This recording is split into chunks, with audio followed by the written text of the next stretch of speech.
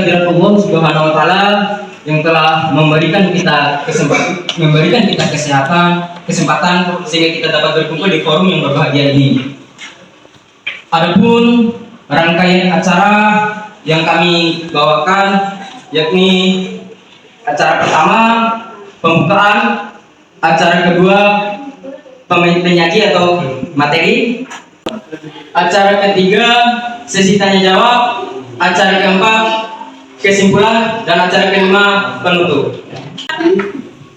Perkenalkan, nama saya Ridwan sebagai moderator dan anggota saya yang pertama Penny Putri Febriani sebagai pemateri pertama, Ferry Ade Gustiawan sebagai pemateri kedua, Ferry Fitratul Ihsan sebagai notuler, Fitriani sebagai teknisi. Untuk mengefektifkan waktu, langsung saja kami akan melakukan simulasi penggunaan bahasa Indonesia di kalangan generasi milenial. Langsung saja untuk mengefektifkan waktu, langsung saja kepada pemateri pertama Penny Putri Febriani. Kepadanya kami persilakan.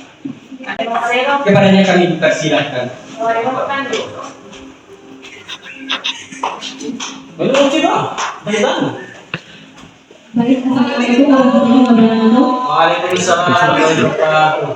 Kita memasuki acara materi pertama, yaitu penggunaan bahasa Indonesia dan generasi milenial. Bahasa Indonesia adalah suatu media yang digunakan untuk menyampaikan dan memahami gagasan, pikiran, dan pendapat.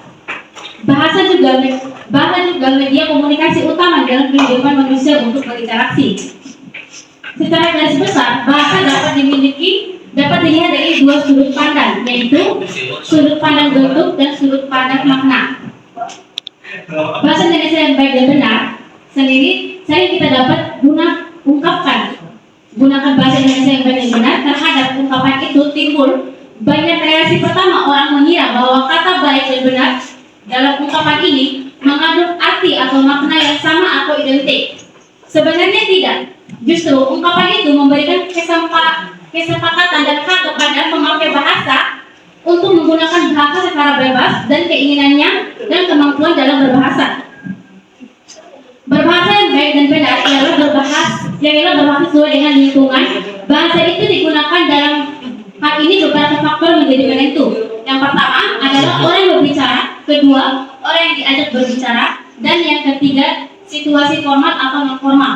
Keempat, masalah atau topik pembicara. Sedangkan bahasa yang benar adalah bahasa yang sesuai dengan kaidah, aturannya, bentuk, dan strukturnya. Penggunaan bahasa Indonesia di kalangan remaja. Dahulu, bahasa Indonesia digunakan dengan baik dan benar, sesuai kaidah berbahasa yang tepat. Namun kini, seiring berjalannya teknologi dan pengaruh budaya luar, berbahasa Indonesia rusak justru di tangan para pemuda sendiri. Penggunaan bahasa Indonesia oleh remaja masa kini, terutama di kota-kota besar, sangat tidak sesuai dengan kaidah berbahasa yang baik dan benar. Kronisnya, penggunaan bahasa gaul ini tidak hanya di lingkungan pergaulan namun telah mendarah daging dan tak jarang digunakan remaja di sekolah, bahkan ketika tes atau pelajaran bahasa Indonesia sekalipun. Di dalam sekolah, remaja spontan berbicara dengan bahasa gaul dengan teman dan guru karena telah terbiasa menggunakan dalam percakapan sehari-hari dan penulisan pesan singkat, mulai dari remaja tingkat sekolah menengah pertama, sekolah menengah atas, sampai para mahasiswa sendiri. Mungkin itu pemateri pertama dari saya. Pemateri selanjutnya akan dilanjutkan oleh teman saya, pemateri kedua.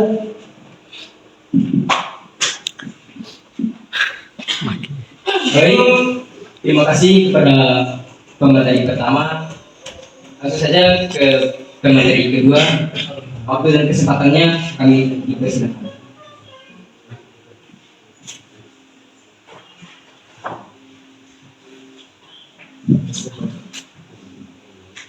Baik, assalamualaikum warahmatullahi wabarakatuh. Saya melanjutkan materi dari debat materi pertama. Terus saya akan memaparkan materi kedua, yaitu bahasa Indonesia dan media sosial. Tidak dapat dipungkiri, perkembangan media sosial dewasa ini turut berpengaruh terhadap perkembangan bahasa Indonesia. Bahasa Indonesia yang berkedudukan sebagai bahasa nasional digunakan sebagai alat pengembangan budaya nasional.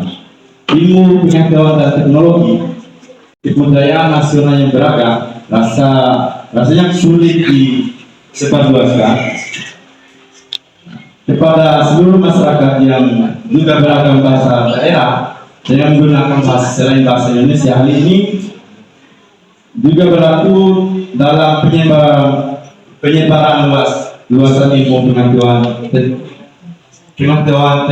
dan teknologi modern, termasuk dalam penggunaan media sosial dan warta Johan 2016.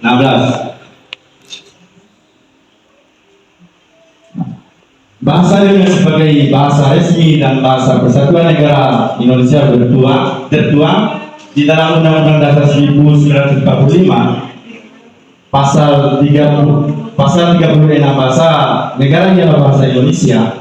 Hal ini dengan jelas telah menerangkan posisinya dimiliki oleh bahasa Indonesia yang telah diatur dalam hukum dan tidak bisa diganggu. Generasi muda zaman sekarang juga cenderung lebih cuek dengan hal tentang negaranya. Baik, terima kasih atas materi yang saya bawakan. Wabillahi Wassalamualaikum warahmatullahi wabarakatuh. Terima kasih kepada pemateri kedua yang telah memaparkan materinya. Langsung saja kita memasuki acara ketiga, yakni acara sesi tanya jawab. Kepada audiens, bagi yang mau bertanya.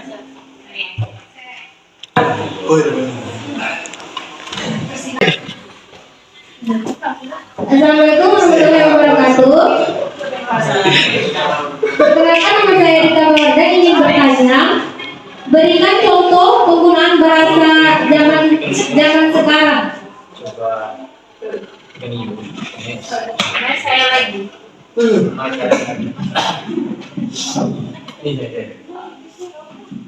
Assalamualaikum warahmatullahi wabarakatuh.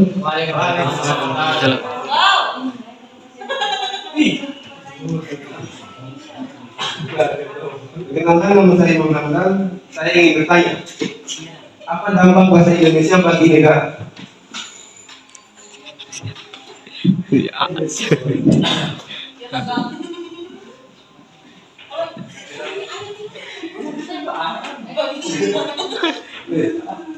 Oke, terima kasih kepada para audiens yang telah memberikan kami pertanyaan. Langsung saja, pertanyaannya akan dijawab oleh pemateri. Pada pemateri dipersilakan.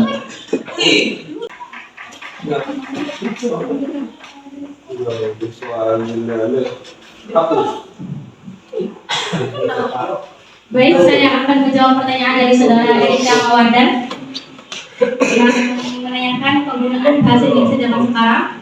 Penggunaan bahasa Indonesia zaman sekarang bisa dibilang mulai berkembang pada generasi sekarang, karena dalam tahap pembelajaran sekalipun maupun dalam tahap pembelajaran pengenalan teman pun kita menggunakan bahasa Indonesia zaman sekarang. Tapi mungkin ada beberapa faktor yang menyebabkan bahasa Indonesia tidak dikenal, di mana kita sering mencampur adukan bahasa Indonesia dengan bahasa asing atau bahasa daerah. Itu dapat mencampur adukan atau menghilangkan nilai-nilai dari bahasa Indonesia sendiri atau bahasa-bahasa Indonesia itu. Jadi mungkin penggunaan bahasa Indonesia sekarang lebih sering digunakan, tapi lebih tepatnya dicampur adukan dengan berbagai bahasa, tidak selalu menggunakan bahasa Indonesia. Jadi kesimpulannya, bahasa Indonesia digunakan, tapi masih sering dicampur adukan dengan bahasa lain. Mungkin itu jawaban dari saya untuk saudara Arika. Apakah ada sanggahan atau baik, saya akan menjawab pertanyaan kedua, yaitu dampak penggunaan bahasa Indonesia. Ialah di mana kita memiliki dampak dalam berbahasa adalah di mana kita memudahkan untuk berkomunikasi bersama lain antar daerah, antar suku maupun antar budaya. Bahasa Indonesia mempermudahkan kita untuk berkomunikasi. Yang kedua, bahasa Indonesia sendiri mudah dipahami dan mudah dimengerti oleh seluruh rakyat Indonesia. Dan dampak ketiga adalah kita lebih cepat memahami atau mengetahui apa saja wawasan-wawasan terbaru dengan menggunakan bahasa Indonesia. Mungkin itu saja jawaban dari kami. Untuk jawaban atas pertanyaan saudara Imam Ramadan, apakah ada yang kurang atau gimana? Oke, terima kasih.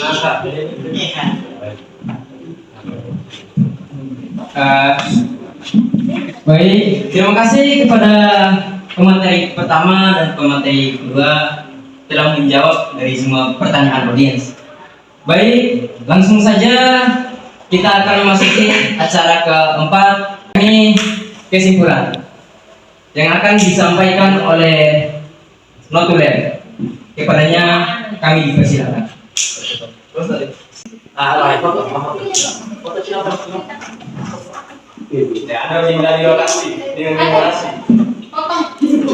Assalamualaikum warahmatullahi wabarakatuh.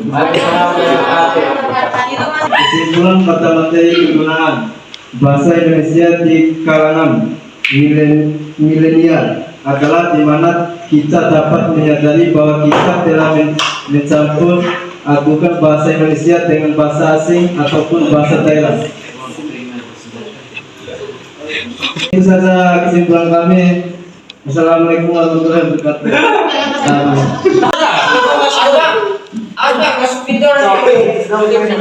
Terima kasih kepada notulen yang memberikan kesimpulan. Langsung saja kita akan memasuki acara keempat, yakni acara penutup. Untuk menutup acara ini, mari kita bersama-sama mendapatkan hamdalah.